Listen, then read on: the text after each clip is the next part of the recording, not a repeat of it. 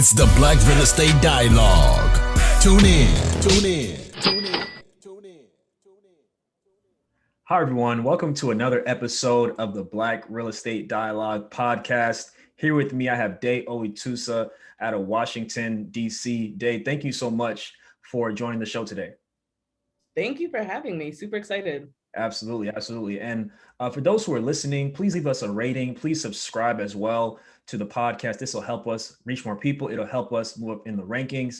And also, if you'd like to join the Bread Real Estate Investing community, get started for only $1 for your first 7 days. The link to that can be found in the show notes, or you can go to blackrealestatedialogue.com. All right. So, Day, tell the people who you are and where you're from.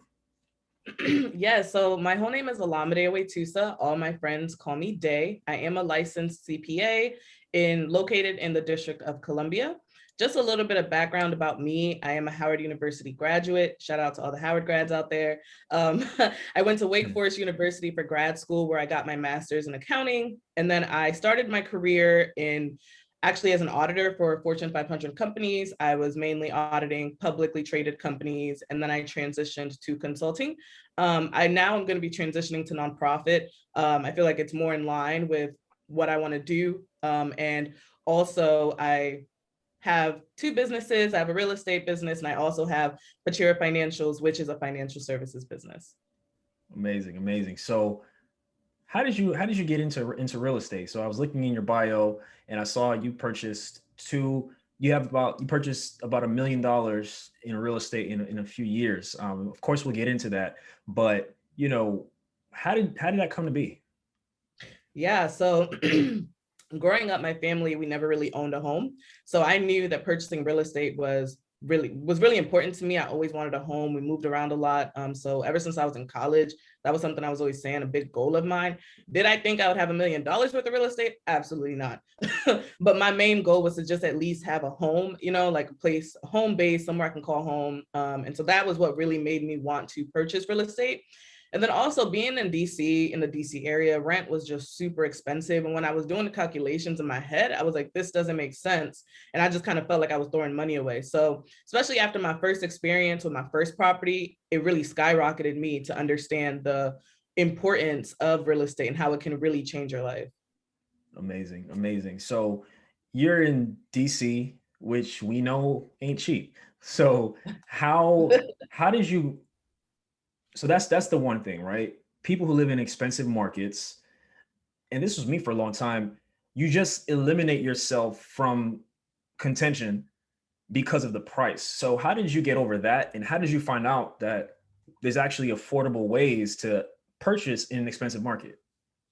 So the biggest thing for me was house hacking. And so for those who don't know what house hacking is, it is where you basically live in a unit, whether you have a duplex or it could even be a townhouse. You live in one room and you rent out whether it's a room or other units on your property to tenants. With house hacking, you can essentially either be living for free or even be cash flowing. So for me, I recognized that the rent I was paying, rent is probably your biggest expense, right? And if you're in a high cost of living city, then your rent is probably very, very high. So for me, I was like, okay, this doesn't make any sense. When I did the calculations of how much I would be paying on a mortgage, granted, my mortgage was going to be a lot more than the rent I was paying for a tiny little studio. However, if I was able to get like a 3-bedroom, 2-bathroom with a basement, I knew that I would be able to rent out a bedroom upstairs and the basement, and I would essentially be living for free or really cheap.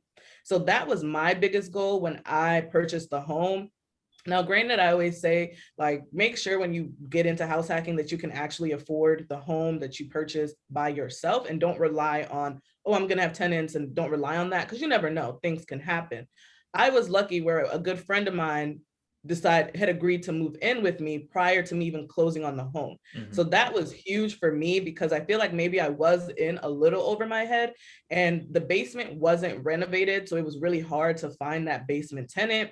Had to do some strategies, which we can talk about later when we do a deep dive into that specific deal. But that's pretty much what I did to help me afford to pay this house. Once I had 2 tenants, they were pretty much paying a majority of my mortgage. I think after they paid their rent, I was only paying about $300 a month towards my mortgage. And so that was saving me a ton of money when previously you're probably paying $1,000, $1,500 a month for a tiny studio. Now I was only paying about $300. So I was able to save a ton of money.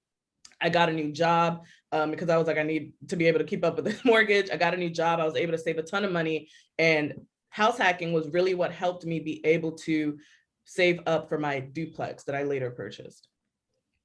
Absolutely, absolutely. So when you think, where'd you get that idea from? Like, was it just innate that you're like, well, I can rent this room out, I can rent the basement out? Did you like see something on YouTube, hear a podcast or something? So here in DC, it's very common to like have roommates and stuff like that. So I've always had roommates. The first time I didn't have roommates was when I moved into my studio, but I realized like I'm paying 800, you're paying 900. It just made sense to me that I was like, I might as well just buy a house and then just rent it out. I actually didn't even know that house hacking was a term until I started listening to the Bigger Pockets podcast, which is one of my favorite real estate podcasts.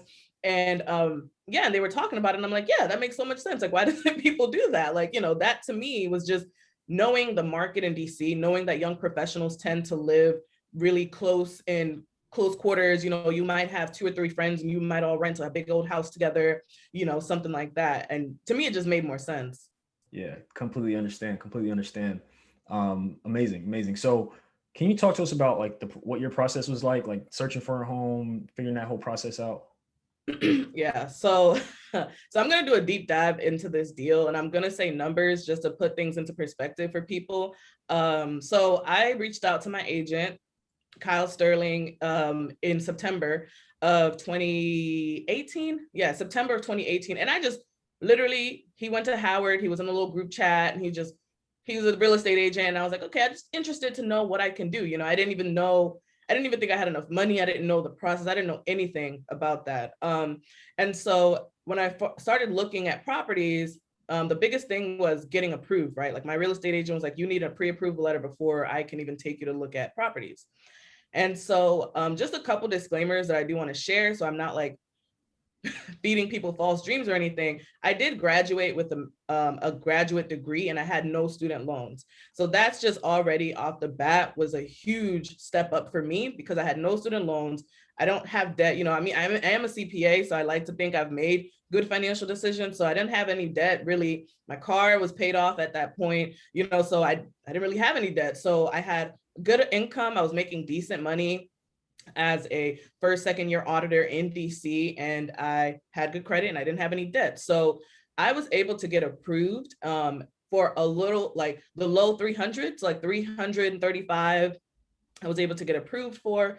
What I would recommend to people when they're shopping around for a lender is that one, your lender does not have to pull your credit to give you an idea of what you could possibly be approved for. So granted, yes, when they pull your credit, they can give you concrete factual numbers, but sometimes I just say this because I don't think it makes sense to go through the process of getting your credit pulled if it's not even possible for you to get a mortgage, or if based on your credit score, they can just tell you right off the bat, like you're not even going to qualify for the types of homes that you want to qualify for. Or they can give you an idea. You might think that you can qualify for a $300,000 home and that's what you've had your eyes on. And then the bank tells you can only qualify for 150, So what I did was I talked to 3 different lenders. I told them what my credit score was on Credit Karma, what my income was, what my debt was, and they were able to just give me an estimate, a rough estimate of what I could be approved for. And when I decided that I agreed with those numbers, I told them to go ahead and all of them pulled my credit at the same time. So for the listeners out there, if you are shopping around for a mortgage, and it's the same for a car note, every time your credit gets pulled, you're going to get a ding. However, if you do everything in a short amount of time, and I think for a mortgage, it might be 14 days.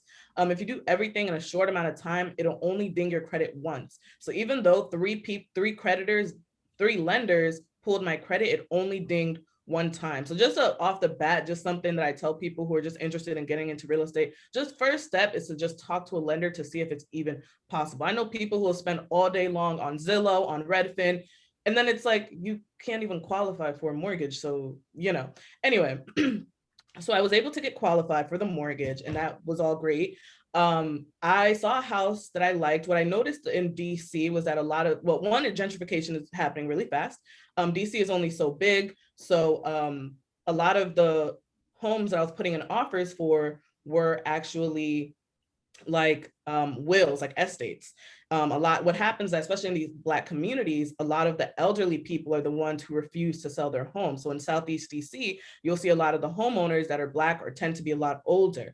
And so what's happening is that when these individuals from that generation die off, other people then come into these communities, buy these homes, and then, you know, gentrification happens that way. So for me, I just like to throw that in there. Would you say that like a lot of, well, I'm not sure if you know, but like, would you say a lot of these properties ended up in probate? Like they weren't necessarily passed to anybody or put in a So trust or something? yeah, you'd be surprised. No, a lot of them have been passed to people, but they're passed to people who, one, can't keep up with it, two, don't want to keep up with it. Like for example, I put in an offer for one house. I didn't get that house, but I put in an offer and it was like the lady's aunt left it to her and she just couldn't keep up with it anymore. And she wanted to sell it to me because I, you know, Black young girl, you know, but it just, there was an investor involved and I'm sitting here nickel and diamond over an extra 2,000-3,000. I'm like, that investor can easily outbid me. So that wasn't the property for me. And I just want to remind everyone, it's always okay to walk away. However, the house I ended up putting in an offer for, the lady lived here for 60 years. She passed away. The son was the executor of the estate. He was ready to just get rid of it. I think, you know, there were siblings involved. They all just kind of wanted to get their money and move on. So you'd be surprised. Most of these properties are legit. Like they'll leave it to someone who might just see a payout and be like, okay, I'll just sell it, you know? So I ended up. What do you think about that? Yeah, no, I don't think that's a good idea at all. You know, Yeah. that's the main reason why I actually even started Pachira Financials, was because I just realized that financial literacy was really lacking in our community. You know, people didn't even know that you can put 3% down for a home. People didn't even know that there are first-time homebuyer programs out there for you. You know, people didn't know that don't over leverage, don't take out all this credit card debt, be mindful when you're taking out student loan debt, things like that. I felt like, you know, a lot of people just don't know. And so for me, buying in Southeast is really important. So I mainly purchase in Southeast. That's where I look to. I like my community. I love the neighborhood that I'm in. It's predominantly Black, and I hope that it can stay that way, because there's a lot of money in a lot of these properties, you know. And so for me, I always tell people, especially in Black communities, if you want to fight gentrification, if you want to fight all of these things, you really need to invest in your community and be mindful of that. Absolutely. Absolutely. So talk to us about the house that ended up working out. Yeah, so so the house, it was older. It had green carpet. Obviously it hadn't been renovated. They lived here 60 years, you know. And I walked in and I said, you know, it's not horrible. The thing that sold me about the house is the kitchen. It was actually a large kitchen addition.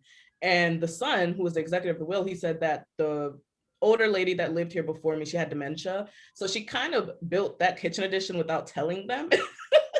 And so they were like, yeah, we don't know why she did that. He seemed kind of annoyed, but I was like, that kitchen addition just sold that house for you. So so it was a big kitchen addition, have an island and everything. That's really, really rare in DC. You know, like a lot of these historic homes were just built really small. So for me, that's what sold me. However, there was one issue about the home. The biggest issue was that it had radiators and there was no central air. So I told my agent, I said, I don't want a house with radiators because it's just going to be hard to sell. You know, it was 2019, 2018 at the time, you know, 21st century, can't have a house with radiators. I need central air. So he was like, well, you can ask them to install central air. You know, the seller's agent mentioned if you want it installed, you can. And so I'm like, okay. So I put in my offer, pay closing and install central air. They rejected it, clearly. And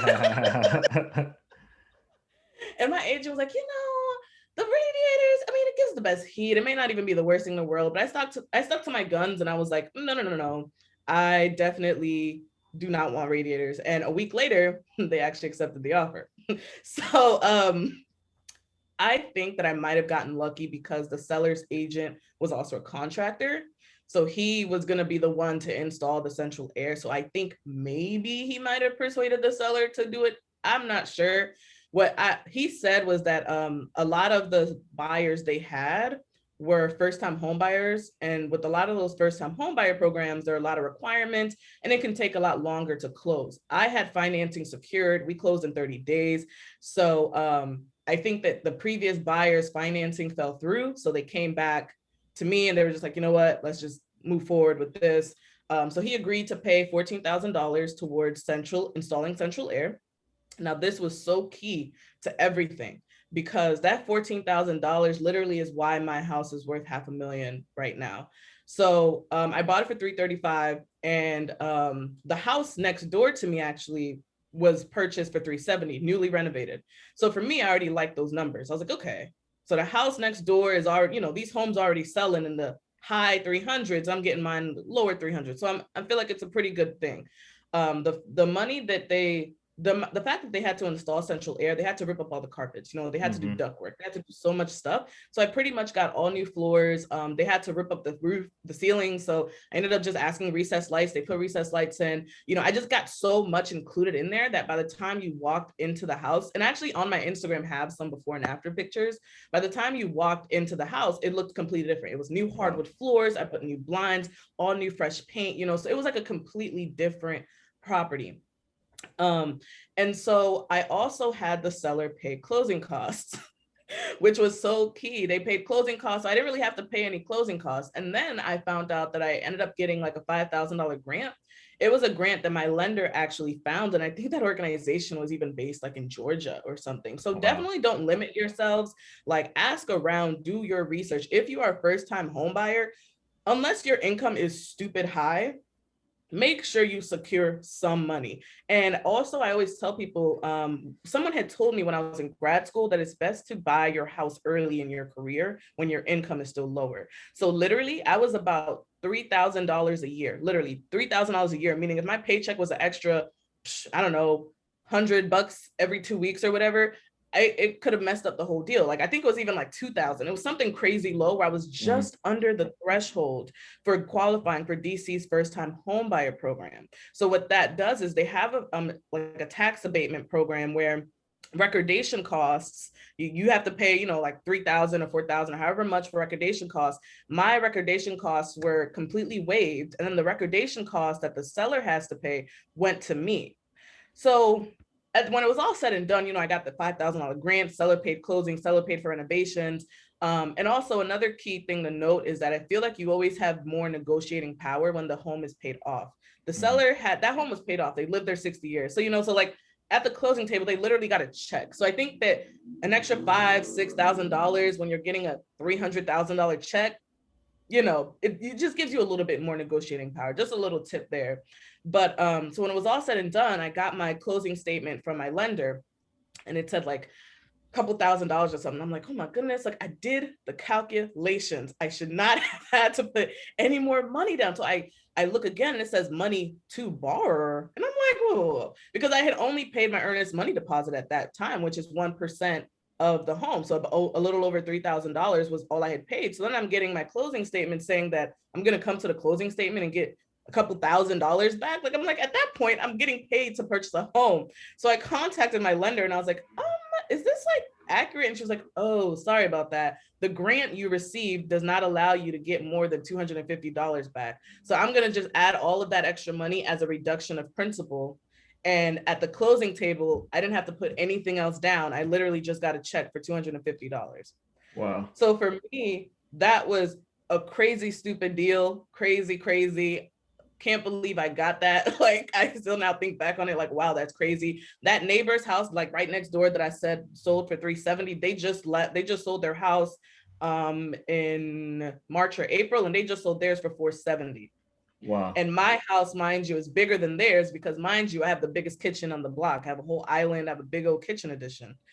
So I'm estimating that my house, if they sold theirs for $470, mine can at least be sold for around $480. So it's about almost at $500,000. And mind you, just 2 years ago, I purchased it for $335. Wow. Are you looking for a community of like-minded individuals and access to experts in real estate? Yeah. Are you interested in real estate but need more support and guidance? You know who it is? The Black Real Estate Dialogue presents the Real Estate Investing Community. No matter how much or how little real estate experience you have, we've created a community for you because your perspective is important. All right, tell me, where's the number one place where you can do Q&A with experienced guest speakers 2 times per month? How about unlimited access to past guest speakers' recordings? What about a private Slack channel to engage in daily discussion with everybody in the community to share resources and support each other? Head on over to blackrealestatedialogue.com. That's blackrealestatedialogue.com. It's the real estate investing community presented by the Black Real Estate Dialogue. Come join us today. So, can you talk about the importance of location? Because it seems like, you had your eyes on Southeast DC for multiple reasons. But throughout the story, you mentioned a property next door that sold for a little more than yours did, and then one that sold for significantly more than yours did. Perhaps you could have predicted these things. Perhaps it's just a byproduct of choosing the right location where things are happening. So can you talk more about the importance of location? And location is key. In fact, I paid about $100,000 more for my property when I could have bought a house in Maryland. Like, I live on the border of DC and Maryland. So there are homes 5 minutes away, $100,000 cheaper, just in a different zip code. And for me, I decided that I wanted to stay in DC because that zip code was really important to me. A lender told me, he was like, the DC market is one of the best markets you can invest in. Why? The federal government, we're kind of almost immune to a recession because it's a lot of federal government workers. So even in a recession, the federal government is always going to pay their bills. A lender also told me, he was like, every 4 years, there's a whole new administration that comes in, every 2 years with Congress. So there's like a whole new set of people coming into the city every couple of years, and then also DC is only so big. DC is a very small city. It's running out of space. I mean, it's only so big. So eventually they're going to run out of space. So for me, I just felt like DC was just the place to be. I just didn't see my home losing value in DC. Like, it just seemed so hard. And then also during the time that I decided to invest in Southeast, one, I'm not going to invest in Northwest. It's already blown up, the amount that I paid for my townhouse, my friend paid like $370 for a 1-bedroom apartment in DuPont Circle, which is like a really hot and popping area right next to the metro and everything like that. But I'm not spending $400,000 for a 1-bedroom. I can't house hack with a 1-bedroom. You know what I mean? So for me, the location was really, really key. And also, people need to keep in mind, like, what you plan on doing with the property. Is your location next to a school? I wanted to be near Howard because I knew that it would be easier for me to find Howard students or Howard alumni to move in with and roommate with and stuff like that. Is your property next to a university? Is your property next to, I had a friend who was staying in Ohio in Dayton, and that is a hub for American Airlines. She was actually a flight attendant. She was saying how a ton of flight attendants are always there, because that's the hub. And she was like, how they're always renting because they're, traveling and stuff like that. So it's like a great place to invest in. And I was like, wow, makes sense. You want to really find those hubs and those places that you feel like, one, you can eat cash flow if that's what you're planning on doing. And two, where you can feel like your house isn't going to lose a lot of money in value. You can buy a mansion for $100,000 in the middle of nowhere. It's in the middle of nowhere. That's why it's so cheap. You know what I mean? So for me, location was very, very key because my property would not have went up that much in value if I did not choose a strategic location. Definitely. That's crazy that you mentioned your friend staying in Dayton. I invest in Dayton. I had no idea it was a hub for American Airlines. So yeah, that's pretty cool. I don't know if I know it was Ohio. I'm pretty sure she said Dayton. Pretty sure she said Dayton. But she was saying how, like, she was telling me about purchasing there because I was like, oh, wow. The homes are really cheap there. And she was like, how her landlord just rents to like flight attendants that are in that area, like it's a hub. So yeah, definitely think that location is key. I like to either be next to a university. I was going to purchase in Baltimore before I got my duplex, and I wanted to be next to Johns Hopkins. I wanted to be next to all the bars and restaurants. The location is key. Absolutely. Amazing. So location is definitely important. It's something that I tell people a lot. So I'm glad you broke it down. And the cool thing is it can be applied in every city. It's just as important wherever you invest. And so, I'm definitely excited for you to come and connect with the Bread Real Estate Investing community just to dive a little bit deeper into the importance of location, why it's important. So anyone listening, if you want to learn more about the location aspect, which is, it could make or break your real estate deals, definitely join the Bread Real Estate Investing community so you can tap into that. Cool. So you close on the property, everything is cool. Now you got to find roommates. So you had your friend, I believe you said, who's agreed to move in with you. How did you find the other person? And I'm assuming that person was in the basement. Yes. So the basement was the only part of the house that wasn't renovated, right? Because why would they renovate the basement, right? They're doing central air. There was no need. So I kind of was like, whatever, I'll just charge dirt cheap. I could find a dude who wants to live there, you know. And then I realized that the quality of tenants that I was finding, like one guy literally came in there, he looked around, he smelled kind of bad. He was a Howard student, so I was a little disappointed. And he goes, "Can I smoke down here?" And I was like, so I knew at that moment, you know, that I needed to have a more quality space if I wanted to have a quality tenant. So what I did was that I actually took out a small loan, a personal loan. I'm not a debt person, but I took out a small personal loan of $4,000. With that personal loan, I also then took out a Home Depot credit card. With that personal loan, I hired some dudes on Craigslist to help me put up drywall in the basement. It was pretty much like cement walls that was just kind of painted white. So I had them put up drywall. They did all that. They did a pretty good job. They didn't do the mud work. I was not familiar with that. I did not know that mud work is really important. Hired another guy on Craigslist to do mud work. He did a bad job, had to cancel that check, hired someone else. It was a whole thing. Long story short, I spent about $4,000 renovating that basement. I painted it myself. I even fixed some of the mud work myself. I had, you know, got new carpet in there, all of that. And then I had like about $1,000 on my Home Depot credit card. However, even though I had put in about 5,000 to 6,000 renovating that basement, I was able to finally find a tenant who was paying me about $1,000 a month after, you know, utilities and stuff like that. So I felt like I paid off that loan immediately. That's just me. I don't like debt. I don't like being over leveraged. So except my mortgages. My mortgages is like the only things where I'm like, I will take all the mortgages. I will take all the that the bank will give me. But anything else, I'm like, I don't want it, you know. So as soon as she was paying her rent, like then I had two tenants, right? You know, making a nice chunk of money every month. So I was using most of that to pay off the loan that I had took to renovate the basement. When I finally was able to get a new job, a better paying job, I felt really comfortable in being able to pay my mortgage by myself.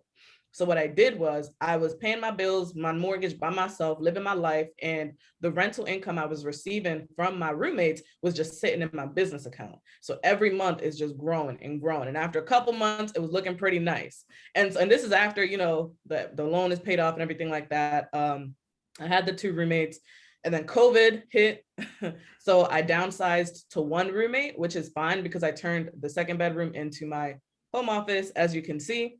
But I was able to use the money that I saved house hacking, like basically the money that my tenants had been paying me all that time. I was able to renovate my bathrooms. I renovated the basement bathroom and my own personal bathroom. I was able to increase the rent. And then I was also just saving money as well from my job, like my bonuses, my tax refunds. Like that's just me. I live a simple life. At least I tried to live below my means. So I had one tenant after COVID. I had one tenant, and she's leaving, and now I'm going to be living here by myself officially. No more house hacking. And then, so everything with this property, I told y'all to do that first deal, amazing deal, worth about $500,000 now. I'm like, all right, ready to buy my second property. My second property, I did not have a lot of money. Well, I mean, I did, but I didn't want to put out a lot of money. You know what I mean? Especially when it's your second property. The bank allowed me to put down 5%, but it still was much higher than the 3% I initially put down. And then I knew, obviously, I wouldn't be qualified for a lot of first-time homebuyer programs. So my original thought was that I would purchase in Baltimore. And this is why I also say location matters. And location depends on what you plan on doing with the property. What I learned when I purchased my property in Southeast was that it was hard to find tenants because one, and I mean, you know, I know you probably have different people from different backgrounds listening to this, but this is a Black community, you know what I mean? So a lot of people did not feel comfortable moving into a space where crime may be high, where there aren't popping like clubs and, you know, it's a food desert a little bit, you know, it's gentrifying, but not that fast, you know? So a lot of people really, especially the young professionals, wanted to live in downtown, like wanted to live in DuPont, wanted to live in Columbia Heights, wanted to live where they can go to restaurants and walk to everything. And that's just not the space in Southeast. So that was something I learned. So when I was looking for a property in Baltimore, it the homes in Baltimore are so much cheaper, maybe like $250,000 for a nice sized home. I was not planning on house hacking. I was planning on just renting that out full time. So I decided to look in Canton, which is like right by Johns Hopkins. It's downtown, right near downtown, and that's where a lot of young professionals, hipsters live and work. So I was like, that'll be perfect for me to be able to find a tenant. My agent calls me one day. He goes, Day, did you know that Bank of America is giving out $17,000? Said what? So I was like, oh, let me, I'm like on my computer, like, let me figure this out. And I looked it up. I did not income qualify for the Baltimore market because I made too much. However, DC, you can make more money because DC is so expensive, especially if depending on the neighborhood. So I was actually able to get that $17,500 from Bank of America, and you don't need to be a first-time home buyer to get it. I don't know if that program is still active right now or as of the time that people hear this, but definitely would recommend, I was recommending it to everybody. Like, y'all, if you're buying real estate, look for resources out there. Like my first property, I got a ton of money. My second property, I wasn't even a first-time home buyer, and I still got a ton of money. And with COVID interest rates being low, they're just throwing money at people at a point. So anyway, so I got about $10,000 to help with my down payment and about $7,500 to help with closing costs. Here's what I did. I needed more help with closing costs, because putting down 5%, I mean, I was going to have to put down like 20,000 or 15,000, whatever the case may be. So I told the seller, I think the house was on the duplex. It was on the market for, what was it, $495 or something like that. And I told them, I said, just pop it up to 515. If you bring it up to 515, I was like, I'll bring it up to 515 if you pay closing. So that's another little trick that I sometimes try to do. That's a hack right there. It is a hack. It may not always work because the appraisal, let me get to that in a minute. So the appraisal almost messed me up. And we were in closing for like 60 days. I'm always ready to walk away from a deal. You got to be ready to walk away from a deal because if the deal doesn't work, it's not the deal for you. So never force it. And I feel like sometimes people do that. They'll try to force it. Like, no, this isn't just buying shoes where you can just return it. This is a house. Like, you don't force it. So the appraiser came back, said the house was only worth $460, which I knew was completely false. I'm like, first of all, I know that this is a Black neighborhood and you probably can't believe that a house in a neighborhood like this is worth that much, but it is. It was 2 units. The upstairs unit was 4 bedrooms, 2 bathrooms. The downstairs unit is 3 bedrooms, 2 bathrooms. My neighbor, and this house is like up the street from my current property. So my neighbor, they sold their little 3-bedroom, tiny little townhouse. They sold that for $470,000. So how could a duplex not exactly more? So we were upset. I was about to lose the deal because obviously $460, the bank is not going to give me more than that, and the seller's going to walk like, oh no, the seller's not going to go down that much. We had to fight with the appraiser. They did a revaluation, which is rare, and they brought it up to $485. The seller was like, all right, it's fine, because I think originally they had listed it for $490 or $495 or something like that. So she was like, that's fine. We can do it at $485, whatever. She was over it, but I'm not paying closing costs. So I'm like, oh, and I told my agent, I was like, how? I was like, I need at least $5K. Like I need the closing costs, because I have to put down 5%. I was like, I need the closing cost assistance. So she was, she obviously wasn't trying to budge, and which I get it. I get it. I just couldn't afford it. So I told him, I was like, oh, I guess we're gonna have to tell him, never mind, walk away. I'm gonna walk away now while I can still get my earnest money deposit back, because I can't, that's too much. That's not what I expected, and I'm not forcing it. Of course, she was like, fine, I'll do the 5,000. Because at that point, we were already 60 days in. We had went through hell with the appraiser. Yeah. It just was, at that point, that house, they were sitting on a vacant house. You know what I mean? So they ended up just giving me the $5,000. I got the $10,000 for my down payment. I got the $7,500 from Bank of America as well. And I was able to, I don't remember exactly how much I probably put out all in all, but maybe somewhere between 15 and 20K for the duplex. For me, I personally just felt like it was a great investment. I think I got really, really lucky. I bought that house in April. And so sometimes when I tell people and I post on Instagram, like try to get seller credit, people will be like, oh, she don't know what she's talking about. Not in this market, not in this market. And I'm like, yeah, people saying that a lot, actually. I've heard that quite a lot. Like, people say it's a seller's market, which I get, but I mean, I think it's interesting to hear your experience that things are still possible within a seller's market. So I think they are. it's pretty cool. twist? You have to find the gems, because that duplex, it's kind of like, it's like a really, really big single family home that was converted into a duplex. So if you're somebody who's not a real estate investor, you may not want that. You know what I mean? I feel like I don't really know why that property was overlooked. Well, for one, financing fell through on the previous person. So I feel like you're always, the best time to swoop in is when financing falls through for the seller, because, then they're kind of desperate. The house been sitting there, they're now it's got to sit there again, and it's expensive to be sitting on a vacant property. And for me, I just felt like, yeah, this is a good deal. This is a good house. It's in Southeast. That's probably another thing. Like, it's not downtown in a hot and popping area. Another thing I want to let people know, especially those who are nervous about this market and the seller market and this, that, and the third, appraisals are not matching the market. So remember how I just shared my experience with my appraisal? Like, these homes are skyrocketing, and most of these I've heard this from several people, that financing keeps falling through because the appraisal isn't catching up, the appraisal isn't right, or the seller's like, nah, like, the appraisal could have really messed up my deal, and I could have lost out on that, and someone else could have swooped in and got it, so I feel like I got really lucky with that property. And for me, I utilized my resources, like the Bank of America grant. I negotiated with the seller. Like, I was willing to walk away, even if it was $5,000, like $5,000 for a $500,000 home may not seem like a lot, but to me, that was a lot. $5,000 I can keep in my pocket that I don't have to pay in closing costs. So I was able to do that. And then the interest rate is so low that I can cash flow that property at like $1,500 a month, just by, having 2 tenants in there renting out the upstairs and the downstairs. Wait, cash flow?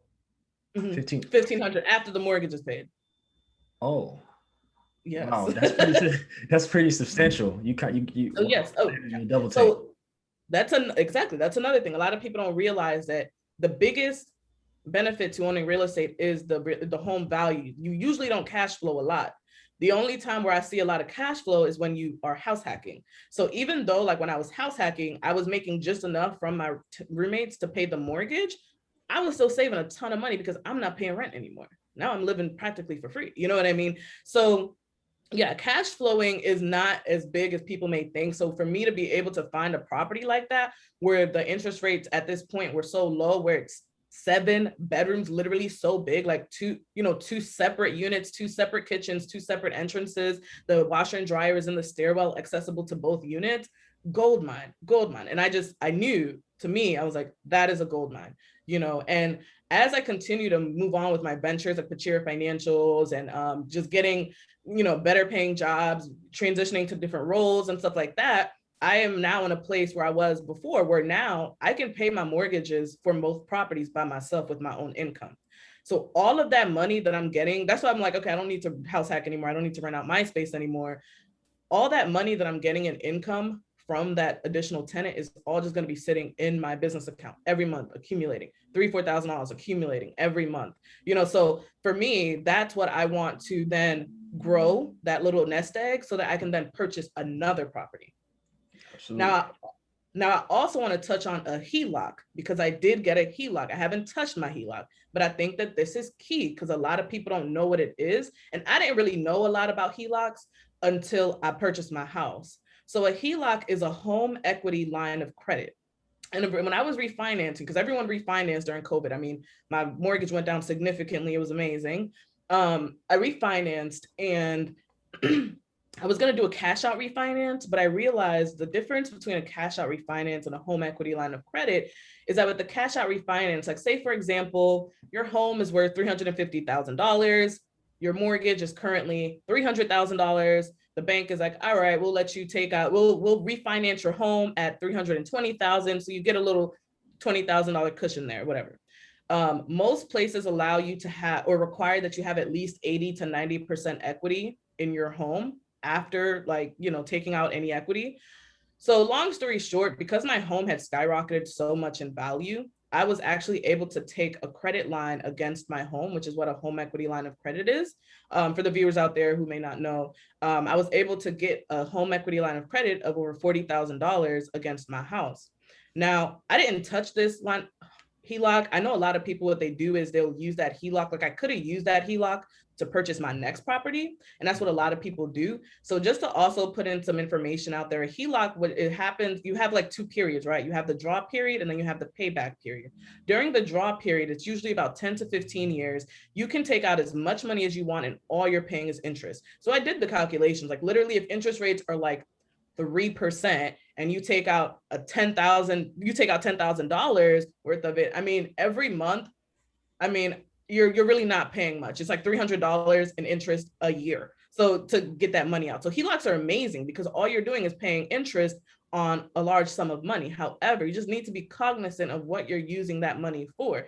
If you're using that money to invest in another property that's going to cash flow or whatever the case may be, it may make sense. For me, you already know, I don't like debt like that, except if it's a mortgage, so I don't touch my HELOC. I mainly got it to have a cushion because if I'm going to have 2 large mortgages over $1 million worth of real estate, I need to be able to have a cushion in case anything goes wrong, in case I need to fix anything.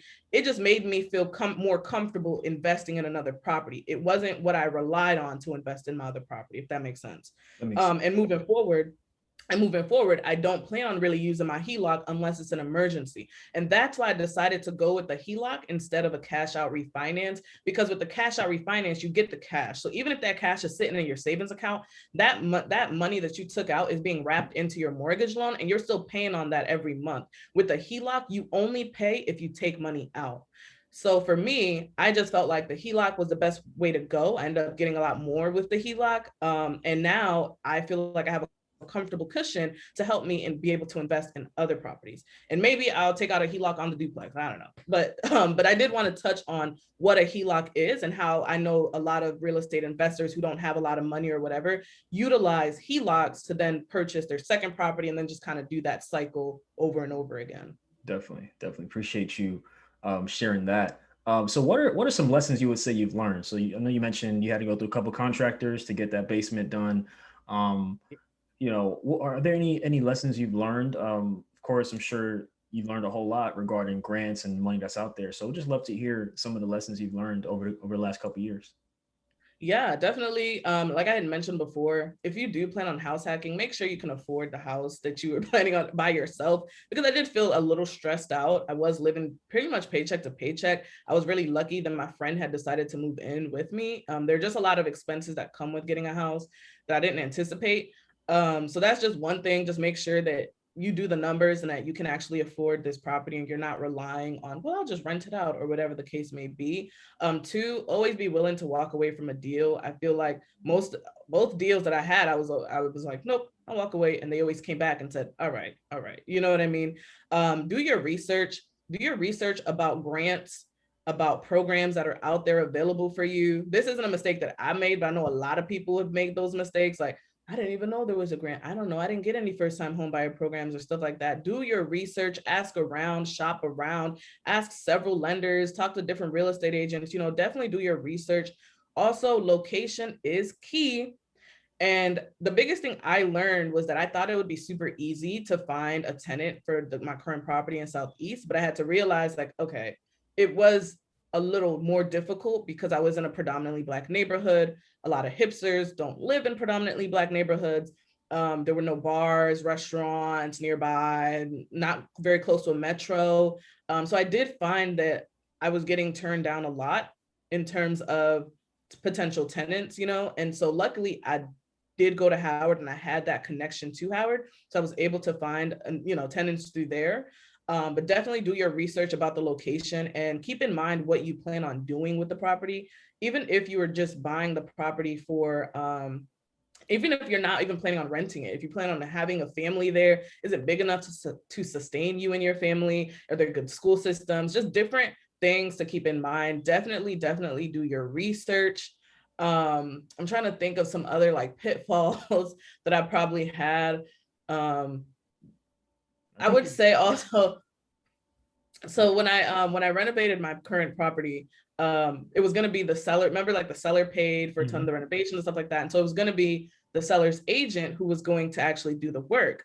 So I was like, obviously I want to shop around and make sure I'm getting the best deal. And I had all the real, and I, you know, you don't have the keys to the house. You know, I had to meet my agent at the property to have the contractors come and do a quote.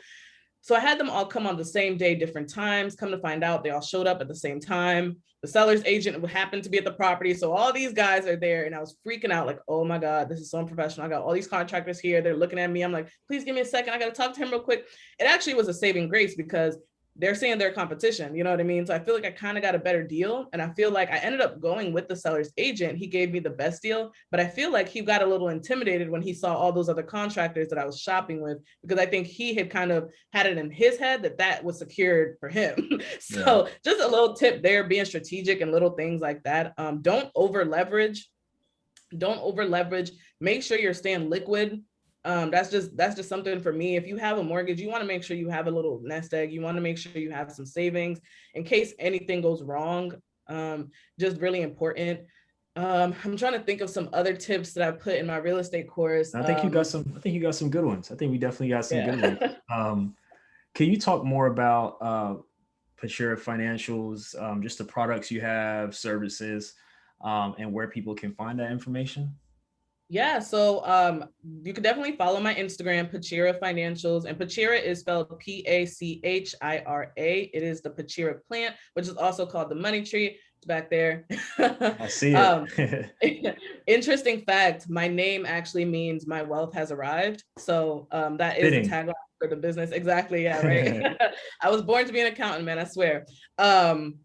And so we have our website, pachirafinancials.com. We offer bookkeeping, tax, and financial planning and advisory services.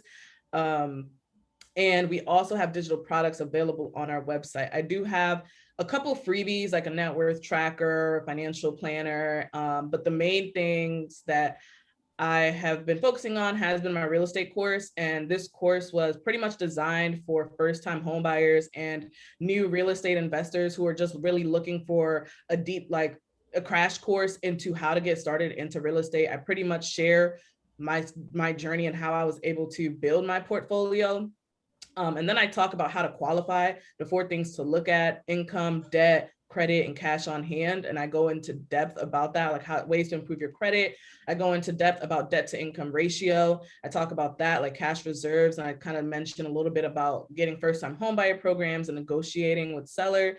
And then I also do like an introduction to house hacking, just like a brief introduction to house hacking at the end, just so people can get an understanding of that. So if that's something you're interested in, definitely check out the website. Once again, that's pachirafinancials.com. And you can also follow me on Instagram. I definitely post a lot of like financial literacy stuff for my clients, for my followers. It's really important to me. I like focusing a lot on Black and Brown and underserved communities.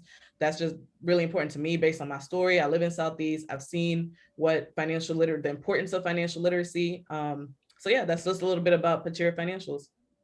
Amazing. This has been a great interview. I really appreciate you coming on. There are a couple of themes I was picking up throughout. One is creativity. You know, you did preparation, you saved your money and things of that nature, but you got creative. You know, whether it was receiving grants and looking into that. You know, getting sellers to pay for stuff, working with your agent in creative ways, utilizing the credit card, utilizing the personal loan, and just like turning over every stone. I think that's one of the main things I picked up today. And one of the things I want people to walk away with, you know, and you kind of broke through that mental block as well of purchasing in an expensive area.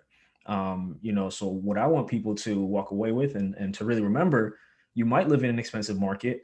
Of course, you can invest at a estate and do all those things, but you never know what's possible where you live at if you don't look into some of these things. So I think you gave a lot of good tips today to help some people with that. Yeah, no, definitely. The last thing I do want to say is that before I bought my house, literally when I graduated college, like I said, I didn't have student loans. I didn't have a whole lot. You know, growing up, my family didn't have a lot. I grew up with a single immigrant mother. So I remember when I graduated grad school, I had $400 in my bank account.